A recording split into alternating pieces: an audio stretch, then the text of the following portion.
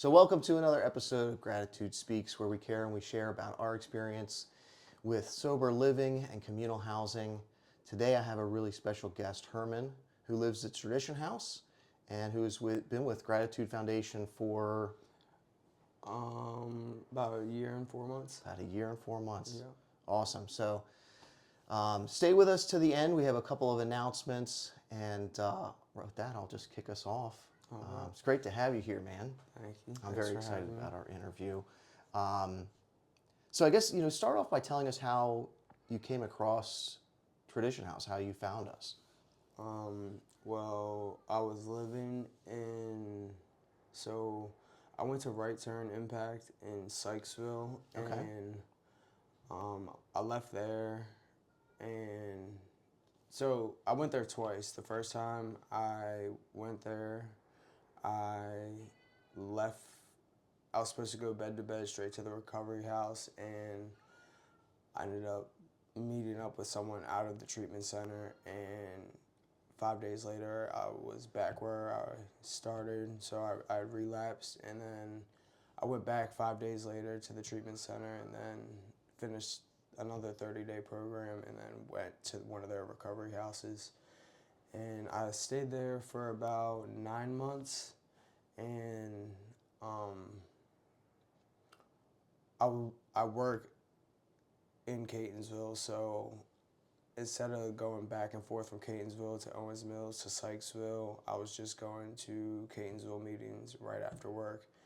And Bill, I ran into Bill. He knows my family. He knows my whole family pretty much, and he asked me about my situation, and I told him that I was living in Owens Mills, and he was just like, "Why don't you come check out our house? Like, I know you work right there." And I sat on that question for a couple days because I was already so comfortable in the house that I was in, but I knew there was some stuff going on in the house that I was at, so I kind of just like took a chance on it. And Stuff going on being probably somebody using or Yeah. one of the guys bringing drugs into the house, maybe? Yeah, and I wanted to get more into the program because I had a sponsor, but he just had such a busy schedule that there was no like connection. He got me through the first first two steps, and I think that kept me afloat until I came to the house and I saw what everyone else was doing at the house, and everyone was involved. And yeah, and I think I checked the house out one day and was moved in like 2 days later. So, Awesome. Yeah. It's a good energy with those guys. Yeah. Yeah, it's a good energy at that house. It's hard to explain exactly what's different, Yeah. but that the house meetings, because I've been to other houses, at our house meetings, there's an involvement where you can tell the guys are really about their recovery. I think maybe that's what feels engaging. Right? Yeah, for sure.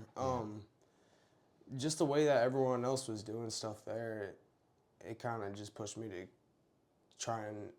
At first, I was like, I want to catch up to these guys. You know what I mean? And then I think I felt like I was moving too fast, but I just wanted to be a part of what everyone else was doing, and I feel like I was getting stagnant for a while because 9 months that went by, I felt like I haven't really done anything, hadn't done any service work, and being close. It's weird because I grew up in Catonsville, and I'm like a couple streets away from my mom's house, and I didn't know that I'd be getting clean back in my hometown. Like, I had no clue. I thought I was gonna be in that Owens Mills house until I figured it out, till I had a plan. But I'm grateful to be back in this area, and Yeah, some people say they want to be further away from Yeah. where they were using, because I'm assuming you were using this area too. yeah, Yeah. yeah, So what is that like? Has that actually been difficult for you? 'Cause I know sometimes when I go back to Westminster, which is primarily where I was living when I was using, I still feel, I don't know, I feel kind of like weird about that area. I feel, especially, like, I like to go back and look at my old house. I still drive past it, yeah, but it's still kind of a bad area still where I Yeah. used to live, and I don't know. I guess I would feel different about it over time, but What do you think about that? Because a lot of people do wonder about that, whether they should stay in the same area or go somewhere else. Um, I just like this area, and you know, I didn't have the best relationship with people. I guess you could say I have resentments against the people that I used to hang out with. So cutting those people off wasn't too hard for me. So like it's weird running into people that I used to hang out with because it's just so awkward, really. Because it's like, I don't know. I feel like they expect me to be who I was 2 years ago, and they are who they were 2 years ago. And I feel like I've changed so much that it's just such an awkward interaction running into people. Yeah, I know, but it's amazing how much can change in Yeah. even just a year, Yeah, let for alone sure. 2 years. And I think that's, when I notice too, when guys relapse and they go back out, it's almost like they're stuck in time, you know? Like they're talking about the same shit that had them relapse. They're talking about the same shit. And it's been like 8 months. yeah, And it's like, dude, I'm thinking about how much has happened in my life since they relapse, and they're stuck in the same place, And it does seem like that with people that, even if it's only like an occasional, I'm just an occasional weed smoker. Maybe they don't even identify as an addict, right? It's just their life doesn't really progress. They don't really move forward. yeah, yeah. I don't know. I had no clue that when you say like stuck in that, like I had no clue I was stuck in that. I thought I was gonna do what I was doing for the rest of my life. Like at one point I just accepted it. I'm like, I'm gonna make this work, and I still thought I was gonna like be successful through it all, and that was just not the case whatsoever. And Same here. I really thought I had a plan. And I don't think I ever thought it was the best plan, but I thought I was going to be able to make it work. I don't know if that was just like my ego telling me, but every time my plan never worked. Do you want to tell us what the plan was? I had a few plans. I mean, the first time I got out of treatment, I was like, I'm gonna save up like $20,000, buy a house. Going to a meeting was never going to be a thing for me. I didn't know that would play a big part in my recovery. Like I thought I was just going to be able to do it my way, just white knuckle it. And the first time I got out of treatment, I didn't accept weed as a drug, and that's just my opinion. But the first thing I did was smoke weed, because I'm like, I've never harmed anyone, but I mean, you'll never hit a rock bottom smoking weed. And it's like that I feel like that's worse than hitting a rock bottom fast, because now you're just like comfortable just being who you are, and you're not getting anything done. But what was your question I'm again? so glad you said that, though. I really am. Like, talking about weed being, it's like deceiving. Because for me, and I think I've maybe said that before on this series, but like for me, that's what feels the most tempting, Yeah. right? That's what's portrayed on TV as harmless. That's what's like, you smell it all over the place, right? So it's always kind of in my mind. And that's what seems like, if it would take me back, if anything would, it would probably be weed. It's like a lower barrier of entry because you can buy it at the store now. It's Yeah. and it's stronger than it's ever been. So it's not that it's harmless, right? It causes. I mean, I don't know if you looked at the newest studies, but it causes schizophrenia, which was definitely causing me schizophrenia. Yeah. It causes bipolar, anxiety, depression. It's a real serious drug, but you can more or less function and hold down a job. And so, is your life unmanageable? Now- That's how it feels, right? Yeah, When you're yeah. just smoking weed. So I'm glad you brought that up as something that does take people out. It does feel very tempting to feel like that. I could be in recovery and I could be fine and still smoke weed. That took me about 2 years to find out that was never going to work. Yeah. And I was right back in the psych ward, and it didn't work for me. But part of the question was like, what were the plans? And I know my plan was to like retire as this wealthy person and be able to smoke weed on the porch out of a Yeah. pipe. Yeah. I was going to have like a corn cob pipe, and I was going to be this laid back guy. And it's not for me, right? Like Yeah. using successfully is not a thing for me. Yeah. So I've had different plans at different points in my life. Like, I feel like when I was younger, like 16 to probably like 20, I thought I was just going to be able to party, sell drugs, and work at my family's restaurant, and life was just going to be a party and a little bit of work, and I was going to make it happen, and that would be the rest of my life. And, you know, I knew I had a problem a long time ago, because when I was like 16, we were at my mom's house, and it was like me and this girl I was dating at one point, and this other kid who had an older brother in recovery. And we had been up all night. We're just sitting in my mom's backyard. It's like 10 in the morning, and he's like, like, technically we are addicts, and, we use drugs every day. So, like, looking back on it, I'm like, he must have got this information from his brother. But I'll never forget that day, because nothing ever got brought up about it after that. But I was hearing what he was saying, and I'm like, he's right. But, like, so I knew I had a problem long before I did anything about it. And, I mean, it took me almost 10 years to do something about it. And, I've tried different things. Like, I tried moving to my aunt's house in Virginia, and I stayed sober for about like 2 weeks down there. I tried South Carolina 2 weeks again, and it was like every time I got a job and got some money in my pocket, it was just right back. I couldn't help myself, And you felt like you wanted to stop. Yeah, I wanted to stop. Like, that was my plan. Yeah. But I didn't have any backup.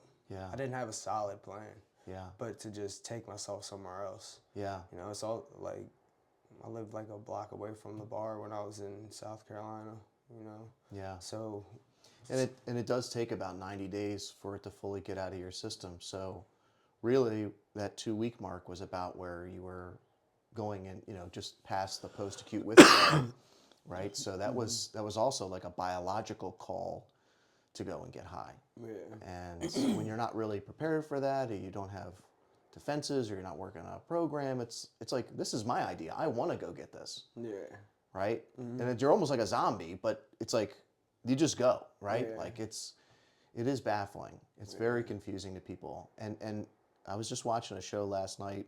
It was about meth, but the guy would go to prison. This is a real documentary. Guy would go to prison. He would clean up. He'd feel great, right? Come home clean.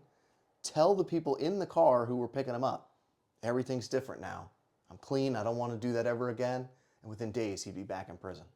God. Clean up, feel better, think better, go right back to it over and over again. Yeah. And that's what happens to us. And I believe he meant it, right? I believe we mean it. When you were there and you were clean, you were ready to be clean. It's just not that simple. Yeah, no. It's really not. No. That's part of the reason I stay clean too. Is because it's not that simple, right? Somebody goes and drinks one time and they're like, yeah, I can handle this relapse. This is fine. And then doesn't take long. Yeah. Back to the same old, same old. Yeah. I got a brother that's like that. I told him just stay a year. I'm like, just stay a year, please. Yeah. And he just done. I don't know.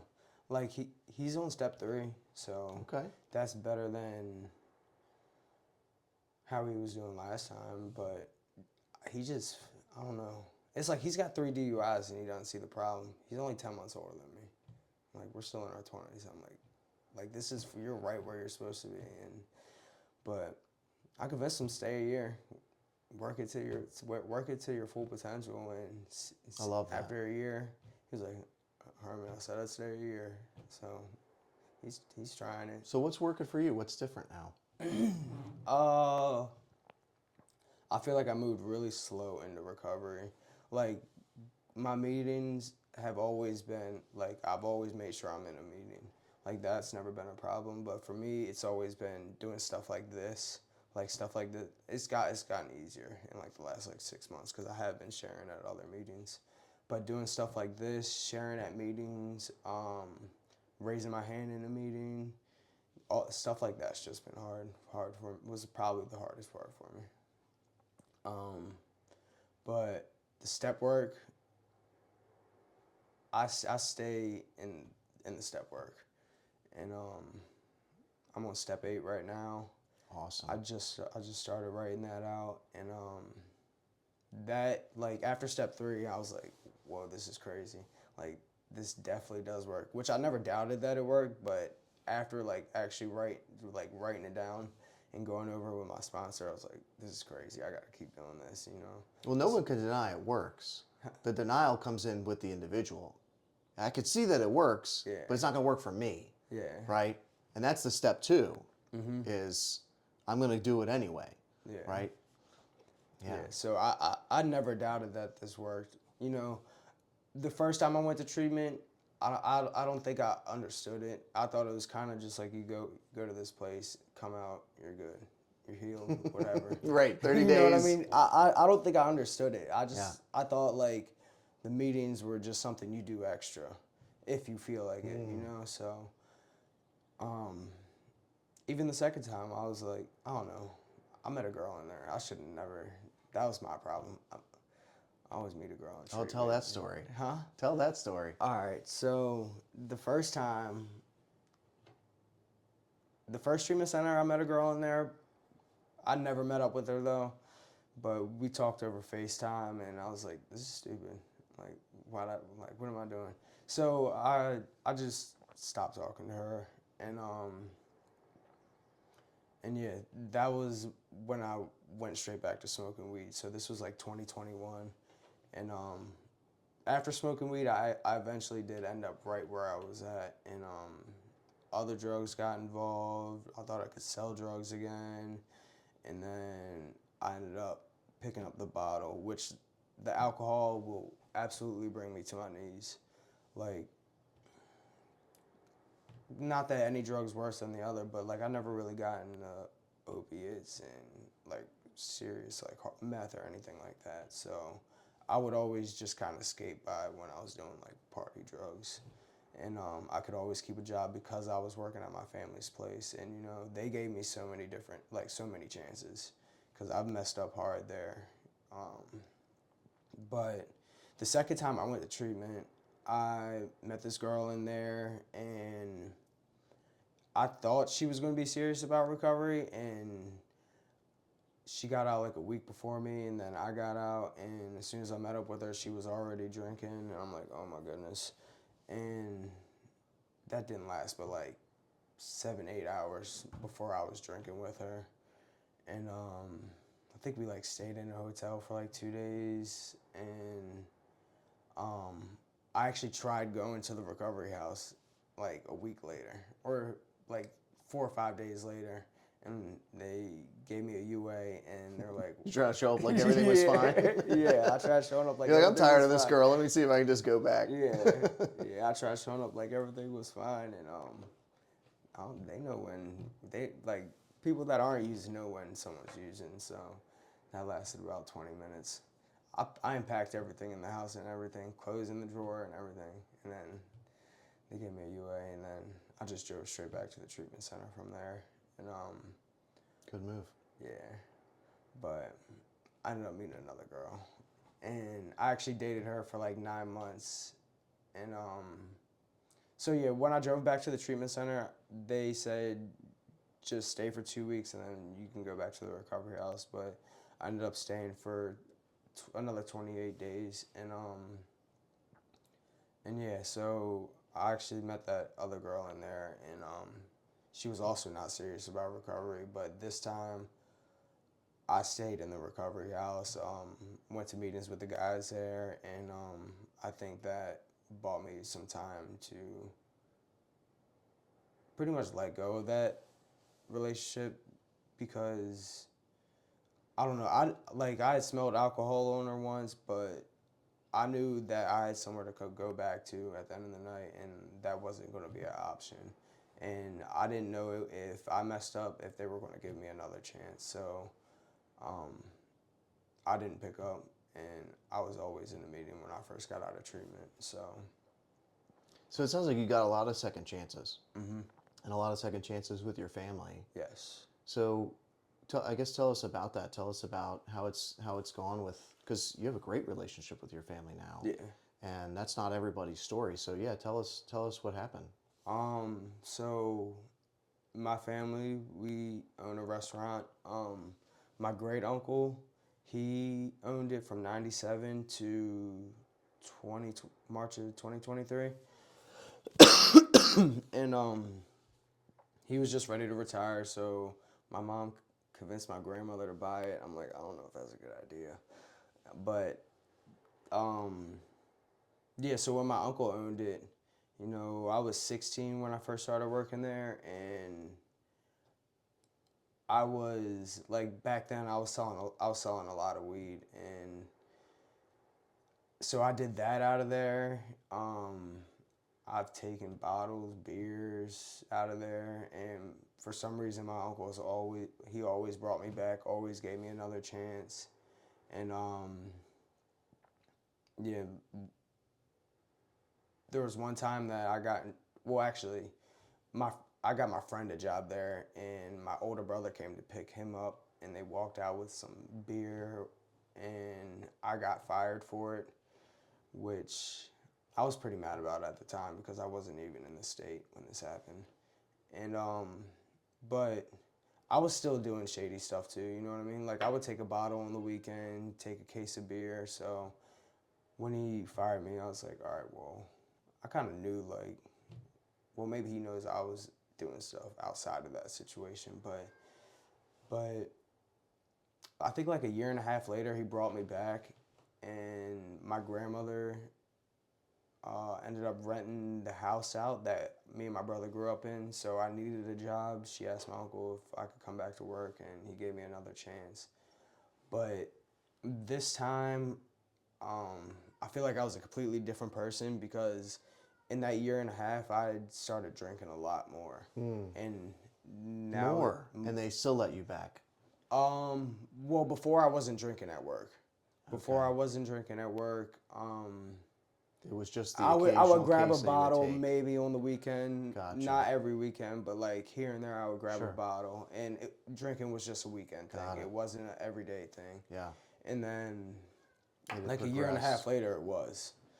And I don't think it was every day, but now that it was right in front of me, and I was working at a bar, it was every day. It became every day when I came back. So, I would drink as soon as I got there, pretty much, and I didn't realize that I did not realize that my body was like that dependent on alcohol, and I'm like, why am I sweating so bad? Like, why am I shaking, and why am I waking up and like feeling like this? And I think about like 2 years in, because I would go there and almost finish a fifth by the end of the shift. And by the end of the shift, someone would have to drive me home. I'm falling asleep at tables, like in the middle of a dinner rush.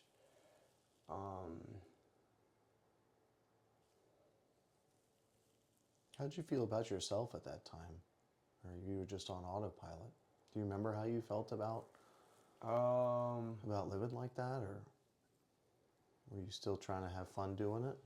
I was still trying to have fun doing it, but I feel like I wasn't having fun, or I was the only one having fun. Everyone else, I was just a mess Yeah. around. Like, I'd be the only one drinking, and I'm like, everyone else is just trying to chill, watch TV, and smoke weed or whatever they're doing.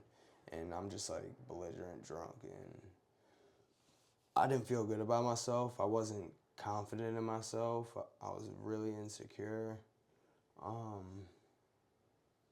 Yeah. I wasn't happy. I know that's a fact. I was not happy whatsoever. I didn't even know what that looked like. Well, nobody who's happy can drink a fifth, Yeah. period.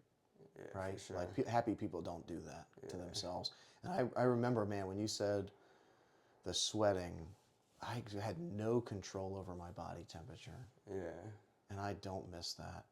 Yeah. And the withdrawal was so long; it took forever. I would just sweat all night, and I just, yeah, it took me right back as soon as you said that. Yeah. If it was hot inside, I could be cold and shivering. If it was cold, I could be sweating. Yeah. My body had no control over temperature Yeah. from all the alcohol. And you know, like eventually, I started having seizures from the withdrawal, and I had no clue that it was from the alcohol. Cause the first time it happened, I had been up all night on something else, and I'm like, I had a seizure, and so I just assumed that it was from whatever I was up on. Maybe it was bad stuff, whatever it may have been. But I think I was up for 3 days, and I was like, all right, well, maybe it's not getting sleep. Maybe it's whatever I took for the last 3 days.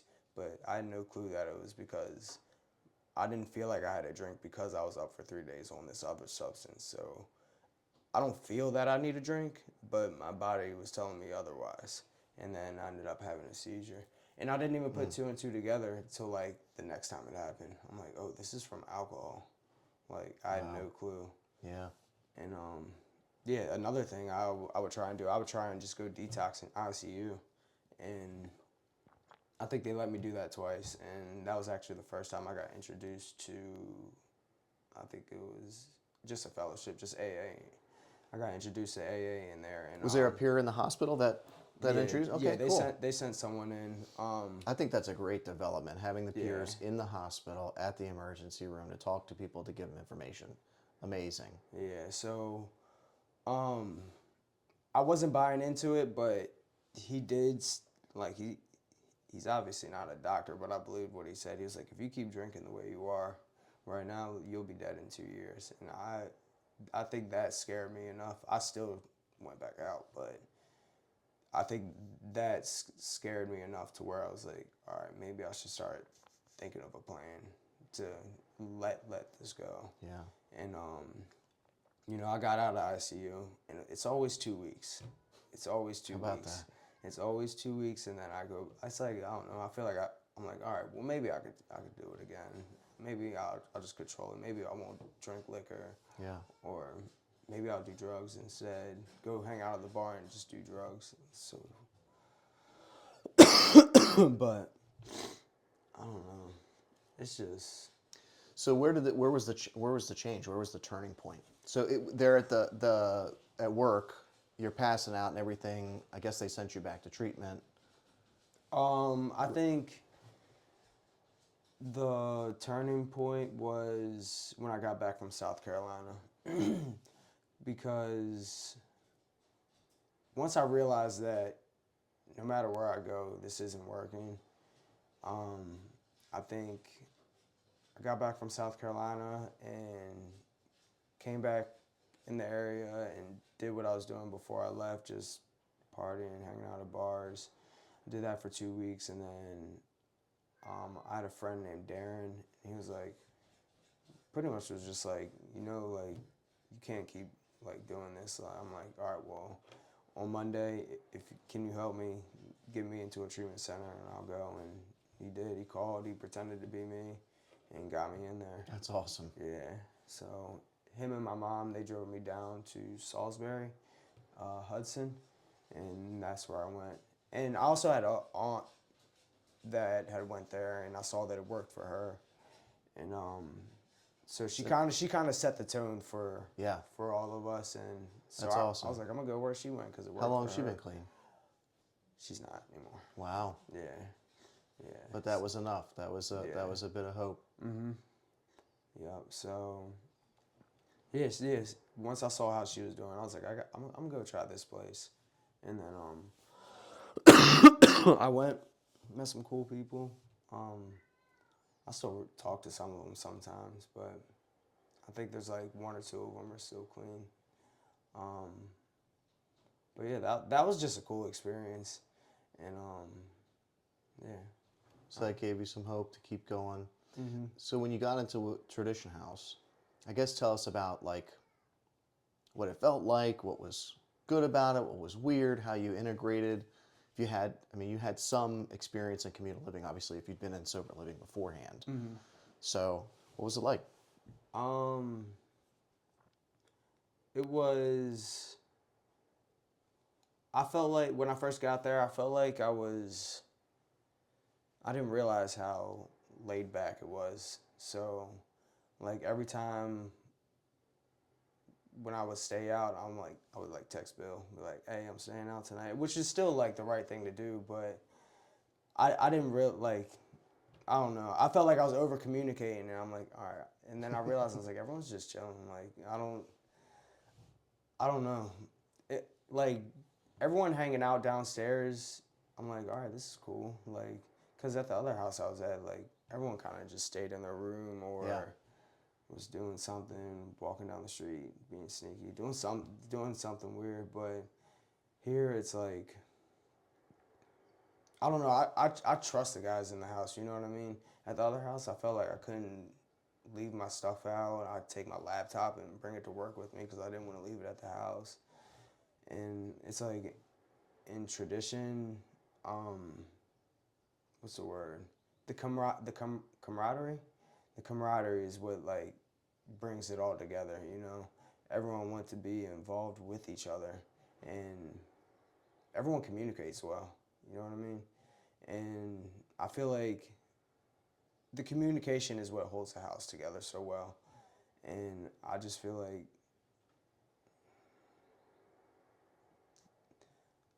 that was the big difference between the house I was at and tradition. So, house meetings are cool. The letter stuffing. I thought we were going to do that last week. I'm like, oh my goodness, the letter stuffing meeting. So I ended up having to get it done. So our newsletter, if you're not signed up for the newsletter, sign up for the newsletter. The newsletter was supposed to go out at the beginning of April. Yeah. And I had some people helping with the newsletter, and they stopped helping me with the newsletter. Yeah. So I didn't order the stuff I was supposed to order. So then it was like the middle of the month we were going to send it out. And then we had Easter, and we had a bunch of new guys that came to the house. You guys had that bonfire meeting, so I bumped it to last Sunday, to yesterday. And I realized it was Eli's band was playing. Oh, And I'm yeah. like, oh crap, I'm going to make everybody miss the thing. So here at my house, we have girls that live with us here, so we're still in communal living here. So at our house meeting, we started the letter stuffing, and then we finished it at the karaoke get together so that guys would have the option to go to Eli's band. Yeah. And yeah, I got them all. They're right here on the countertop. They're Yeah. about to go out today. So I still got it done. Yeah. And also the events you guys do, like that stuff is awesome. Like I got like what was it? The rafting. That was the coolest thing ever to me. And then my little brother got to go. He was like, Herman, that was the best day of summer, hands down. And it was like the day before they went back to school. So he was so grateful for that, and I had just a good time. I love being on the water. I just love the water. So I'm glad you invited him. yeah, he was happy about that.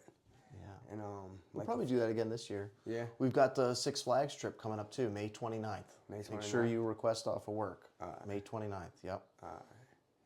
Yeah, so Yeah, the events are a big deal. I mean, you know, because part of, I love this analogy people say is like the opposite of addiction is connection, right? So that isolation and that, you know, that closing off I mean, even with, you know, the weed thing we were talking about, it's like it closes off your ability to connect with other people, right? And so if connection is the key, then community is huge, you know, and us being able to, just by default, knowing that you can trust the guys in the house, that you have a community, that if you have a problem, let's say you don't, you know that if you do, that is a defense against using, right? Yeah. There's like a built-in band of brothers that you can go to, and even if you never need them, just knowing that they're there makes it easier to get through the rest of life. And of course, the reason we do the events is so we do have things to look forward to, so that we do know that there's always something fun coming up. And yeah, I'm excited to get the calendar of events out too. Yeah. And even like the 4th of July party, I invited my family, and they were like, this is great. Like, cause I don't think they had anywhere to go. Cause we used to do our 4th of July party up on, you know where Montrose is? Across from Matthew 1600. So my uncle that used to own the restaurant, he would throw big party, and they did this for like 30 plus years, and the Ravens band would play in their yard because that's where the parade starts on 4th of July. So And you'd be able to see the fireworks probably more than one. well, they would just walk down, rolling down. Oh, And they would okay. walk down to them. But yeah. So my grandmother, my mom, my uncle. Now that we don't do those parties anymore, they're like, I was like, well, you guys should just come over here, and they were so happy about that. They're like, this is great. Like, and they hung out for like 3-4 hours. That's awesome. So, yeah. Yeah, so I guess the other question too I'd like to ask is there anything that you'd like to see us do differently at Gratitude Foundation? You know, having been living there for, you know, well over a year now, and you've seen the ins and outs. Do you have any suggestions for stuff we could do? Good, bad, indifferent? What, you know? Like, I don't know. That's something I'd have to think about. I'll tell you, one of the things I'd like to do is paint the rooms. Yeah. Go through and do a really good once over, because now that we've been in Tradition House probably, I think 7 years now. Yeah. Some of the rooms have been repainted, but not all of them. Yeah. I'd really like to see that be redone. So anything like that? I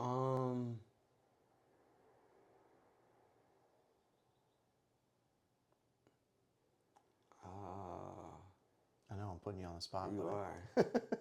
Maybe a new upstairs shower. Yeah? Yeah, maybe that. I don't know. Was I not supposed to say that? You're supposed to say the truth. Yes, I'm asking you genuinely for your opinion. Maybe your opinion shower. For that second floor shower. Yeah. Okay. Yeah. But I don't know. I'm pretty easygoing. Like, that's good insight. I feel like I've been in so many different situations that like a lot worse. Yeah, a lot worse. That things like that don't bother me. Obviously, like, cause I'm looking at houses right now, and so that's something I want to do by next year. But I don't know. I feel like I've been in so many different situations. Some things just still feel normal to me, and I kind of just don't sweat it.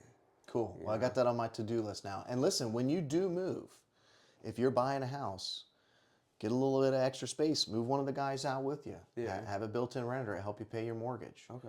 Right? No hard feelings. Yeah. Take somebody with you. Right? Keep that communal living going, because it really is it's a more natural way to live. Yeah. I really believe that. Yeah. I don't think we're supposed to be alone. I don't think we're supposed to be locked away in our own little boxes, separated from one another. I think the answer is community. The answer is for us to be together and interact and have meals together and play music together. Yeah. Did you make it to the karaoke? You were probably working. I was working, yeah. Okay. Yeah. I should have just left early. I should have. It was cool. I need to go make sure Manny was put back. Manny, my mannequin, he was out hanging out with everybody. I don't know if he made it back inside. I keep thinking about it. I'm like, shoot, is Manny still sitting outside? When I got up the next morning, everything was put in the house, so good. Hopefully they grab Manny. Yeah, he might be chilling by the fire still. We'll see. Yeah. So I guess the only other question I have too before we close is, if you have any advice for somebody, like maybe who's in a similar position as like your younger self, would you have any advice that maybe you would have liked to have heard, or that you feel like, even if it doesn't necessarily, because I heard you had a seed that was planted when you were younger, that was addict behavior that you were carrying out, right? It didn't even feel like a red flag, but it clicked when you heard that. And then you had it again when you were a little bit older, and you realized like, oh shoot, this is really hurting my body. Yeah. And those seeds were planted. But do you have any advice to anybody who's maybe younger or in a similar position that you wish you would have heard? I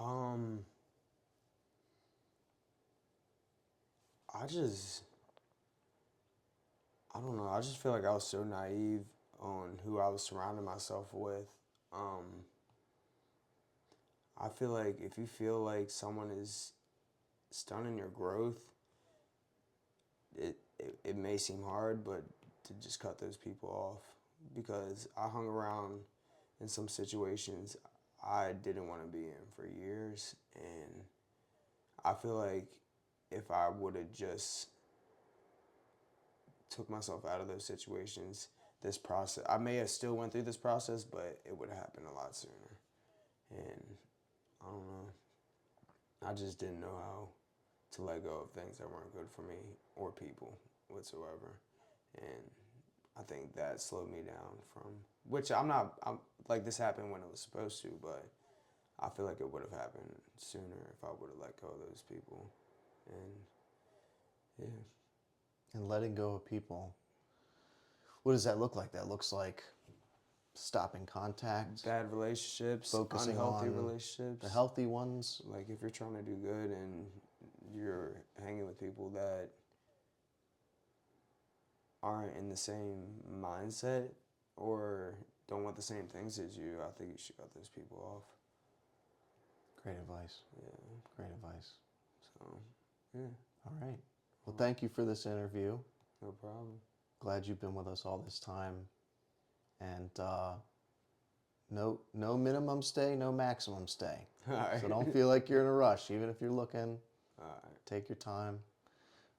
With that, we'll wrap. So I wanted to mention to everybody, like Herman said, we do a lot of events, and we're looking for help. Whenever we're doing those events, we need people that can help us set up, that can help us clean up, that can help just to have conversations about recovery, or if you just feel called to be around some people that are doing something that are being the real change that we all want to see in the world, you should join Impact Team. So if you go to gratitudefoundation.com, you can see where it says at the top, Join Impact, or hit the hamburger menu if you're on your cell phone, and go to Join Impact Team. We would love to see you at our next event, which will most likely be our Six Flags trip, May 29th. Everybody can join us for that. That's going to be a big trip to Six Flags. We did Hershey Park a number of years in a row, but that's been like, gosh, I feel like that's been like 3 years or 4 years now since we've done an amusement park trip. So we'll have tickets for our guys, reduced tickets for their friends and family, and if you want to join Impact, we'll provide you with a ticket as well. So hope to see you all there. Gratitude Speaks is where we care and we share with others about our experience with recovery, housing, and communal living. We appreciate you joining us. We'll see you next time. Awesome. Thanks, man. You're a natural.